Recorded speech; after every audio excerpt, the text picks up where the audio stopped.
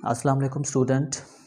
आज का हमारा एक न्यू टॉपिक है, वो है एवोगैड्रोस नंबर। एवोगैड्रोस नंबर क्या होता है, इसका केमिस्ट्री में कहाँ कहाँ इस्तेमाल होता है, एवोगैड्रोस नंबर क्या चीज़ है, ये कौन से ऐसे नंबर हैं जिनकी बदौलत इंसान की जो काउंटिंग है वो बहुत ज़्यादा आसान हो गई है।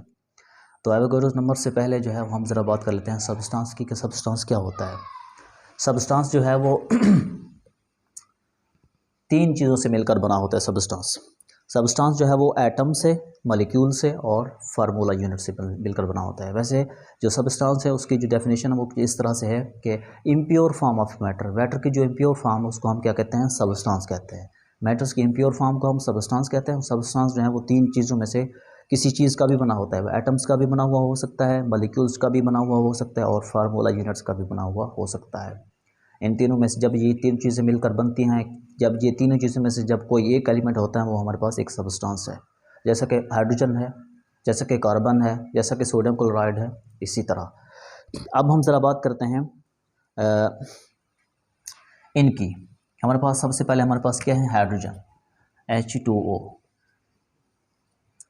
H2O हमारे पास क्या है, इसमें क्या चीज़ होती है, इसमें जो है वो हाइड्रोजन जो है ये H2O हाइड्रोजन्स के मॉलिक्यूल से मिलकर बना हुआ है। H2O वाटर के मॉलिक्यूल्स। और एलिमेंट्स यहाँ ये कैसे किस चीज़ का बना होता है, ये एटम्स के बने हुए होते हैं। इसमें एटम्स जो है वो होता है। और NaCl जो है सोडियम क्लोराइड, ये फार्मूला यूनिट से मिलकर बना है।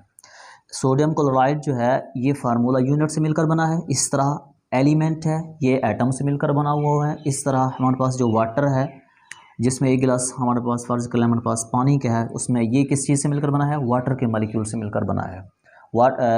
गिलास पानी जो है वो वाटर के मॉलिक्यूल से मिलकर बना है। एलिमेंट्स जो है वो एटम से मिलकर बना हुआ होता है। और सोडियम क्लोराइड जो है ये इसमें ये कैसे बना होता है, ये फार्मूला यूनिट से मिलकर बना हुआ होता है। और सबस्टांस जो है उसके अंदर क्या क्या होता है, सब्सटेंस जो है उसमें जैसा कि H2 पानी है और Na सोडियम क्लोराइड्स है और क्या है, एलिमेंट्स है। ये सब चीज़ें जब मिलती हैं तो ये एक सब्सटेंस बनता है।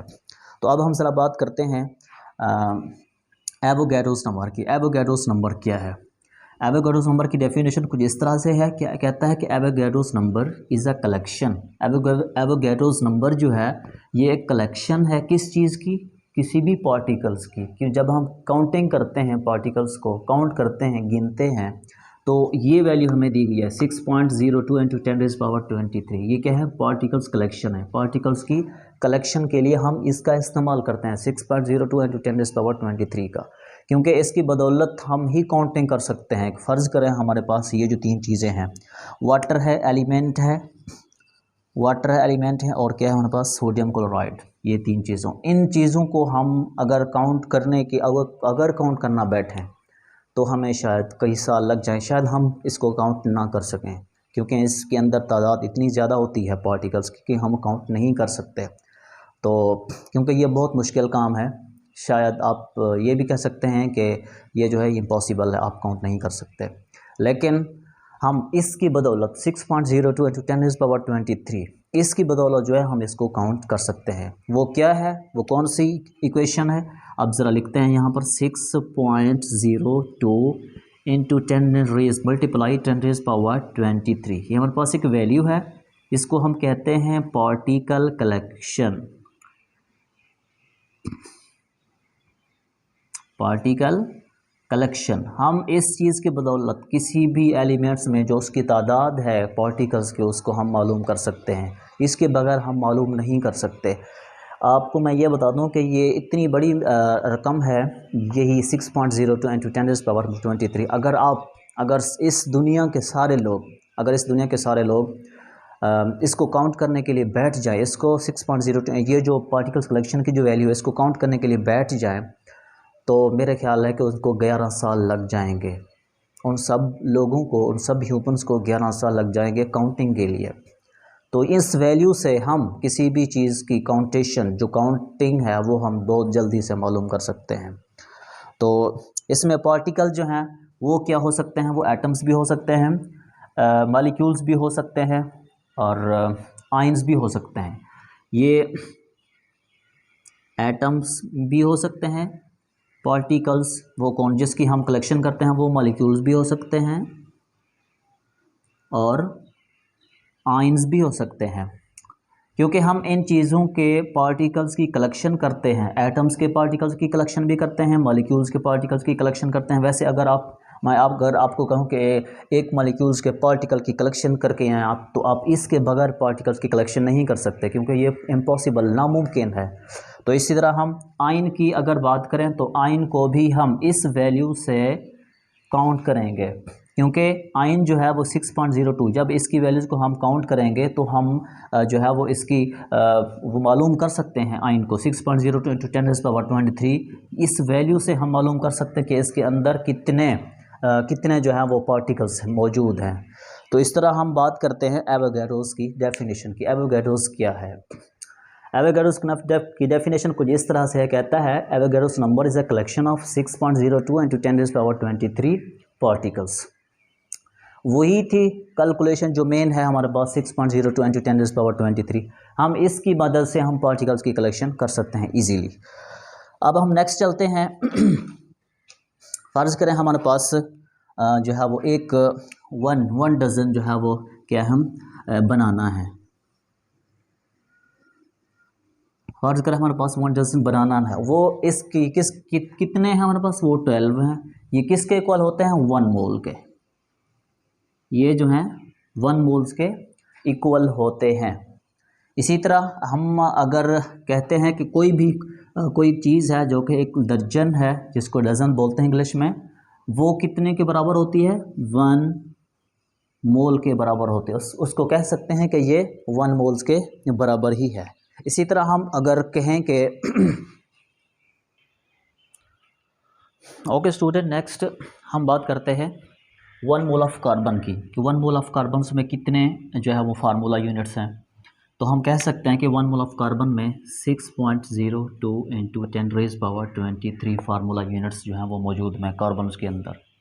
तो हम कह सकते हैं कि 1 मोल ऑफ कार्बन में 6.02 फार्मूला यूनिट्स जो हैं वो मौजूद हैं। इस तरह 1 mole of NaCl sodium chloride जो है, कि सोडियम क्लोराइड NaCl में कितने फार्मूला यूनिट्स मौजूद हैं। तो आप कह सकते हैं कि 6.02 इंटू 10⁻23, इसके अंदर भी वही जो same value of formula units मौजूद हैं। इस तरह हमारे पास हाइड्रोजन है, इसमें कितने जो है वो वाटर्स के मॉलिक्यूल मौजूद है। वो आप कह सकते हैं कि 6.02 इंटू 10⁻23 जो है वो वाटर्स के मॉलिक्यूल इसके अंदर मौजूद हैं। अब फ़र्ज़ करें कि आप कोई चीज़ लेते हैं, तो ये पार्टिकल्स है, जैसा कि 6.02 इंटू 10⁻23, इसमें उतने ही पार्टिकल्स, ये जो पार्टिकल्स हैं इनके अंदर क्या है? 1 मोल। ये 1 मोल्स के क्या हैं? इक्वल हैं। तो इसी तरह हम बात कर सकते हैं कि फ़र्ज़ करें अगर आप ये वैल्यू लेते हैं 6.02 1 मोल पार्टिकल्स 1 मोल, तो उसके अंदर कितने नंबर ऑफ़ मोल्स मौजूद होंगे? तो उसके पास उतने ही नंबर ऑफ़ मोल्स मौजूद होंगे।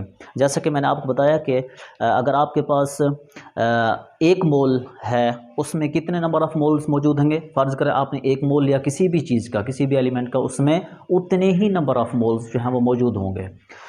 तो इसके बाद हमारे पास नेक्स्ट है कि मोल्स को, एवोगैड्रोस नंबर को, मोल्स की इंशाल्लाह नेक्स्ट बात करेंगे। अब हम एवोगैड्रोस पढ़ रहे हैं, तो एवोगैड्रोस नंबर को रिप्रेजेंटेशन कुछ इस तरह से है। एवोगैड्रोस नंबर को हम कैसे रिप्रेजेंट करते हैं? Na से। n जो है ये भी कैपिटल है हमारे पास, और a जो है ये भी कैपिटल है, लेकिन a को n के बॉटम में लिखते हैं राइट साइड से, n के राइट साइड से a को बॉटम साइड पे लिखते हैं। a का मतलब होता है एवोगैड्रोस नंबर और n का मतलब होता है एवोगैड्रोस ए का मतलब है और n का मतलब है नंबर्स। ये हमारे पास क्या है? एवोगैड्रोस नंबर की रिप्रेजेंटेशन है। तो इस तरह हमारे पास फ़र्ज़ करें हमारे पास 1 मोल ऑफ हाइड्रोजन है, 1 मोल ऑफ हाइड्रोजन, इसमें कितने एटम्स, हम एटम्स की बात करें कि इसमें कितने एटम्स जो हैं वो मौजूद हैं 1 मोल ऑफ हाइड्रोजन में। तो आप कह सकते हैं कि इसमें जो H है उसमें 2 हैं और ऑक्सीजन में 1 है। तो ये आपस में मिलकर क्या बनाते हैं हमारे पास? 1 मोल ऑफ H2O का 1 मोल जो है वो हाइड्रोजन का हमारे पास बनाते हैं। ये दोनों आपस में मिलकर 1 मोल जो है हमारे पास पानी का बनाते हैं। इसी तरह हम लिख सकते हैं कि अगर हमारे पास 1 मोल जो है वो एक मोल्स में कितने एटम्स हैं, तो उसको हम किस तरह लिखते हैं, 6.02 इंटू 10⁻23 हमारे पास H है, H2, और नेक्स्ट ऑक्सीजन है 6.02 इंटू 10⁻23। तो ये दोनों आपस में जब मिलते हैं तो एक मोल जो है वो हमारे पास किस चीज़ का बनता है, वाटर्स का बनता है। इसी तरह नेक्स्ट हमारे पास एग्जांपल है NaCl की।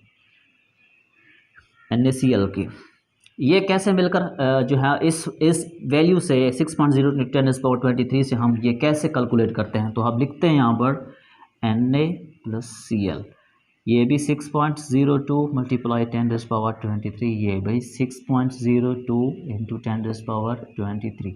तो ये दोनों आपस में मिलकर हमारे पास क्या बनता है, सोडियम क्लोराइड्स को जो बनाते हैं, जो इनकी जो टोटल वैल्यू है वो है 1.204 × 10⁻23। जो कुल तादाद है इन पार्टिकल्स की वो कितना है सोडियम क्लोराइड्स में, जो सोडियम क्लोराइड NaCl में जो कुल तादाद है पार्टिकल्स की वो है 1.204 × 10⁻24। ये कुल हमारे पास जो है वो कुल टोटल तादाद हमारे पास सोडियम क्लोराइड की वो ये है। तो इसमें हमने सबसे पहले एवोगाड्रोस के बारे में पढ़ा कि एवोगाड्रोस क्या होता है। इससे पहले हमने पढ़ा था कि सब्सटेंस क्या होता है। सब्सटेंस जो है इम्प्योर फॉर्म ऑफ मैटर को सब्सटेंस कहते हैं। वो तीन चीज़ों से मिलकर बना होता है, एटम से, मॉलिक्यूल से भी और एलिमेंट से भी। उसके बाद हमने एवोगाड्रोस की बात की कि 6.02 × 10⁻23 ये एक ख़ास वैल्यू है जिसके ज़रिए से हम कैलकुलेशन कर सकते हैं इजीली। ये एवोगाड्रो एक साइंटिस्ट था इटालियन, जो कि 79 ईयर्स की उम्र में जो है उस दुनिया से चला गया था।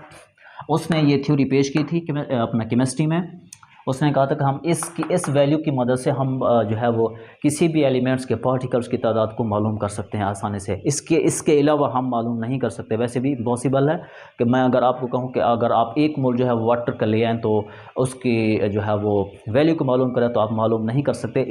इस वैल्यू से 6.0 × 10⁻23 से आप उसकी वैल्यू जो है आप इजीली मालूम कर सकते हैं। तो ये था हमारा आज का टॉपिक। इंशाल्लाह मिलते हैं एक नेक्स्ट और नई वीडियोज़ के साथ। थैंक यू, अल्लाह हाफिज़।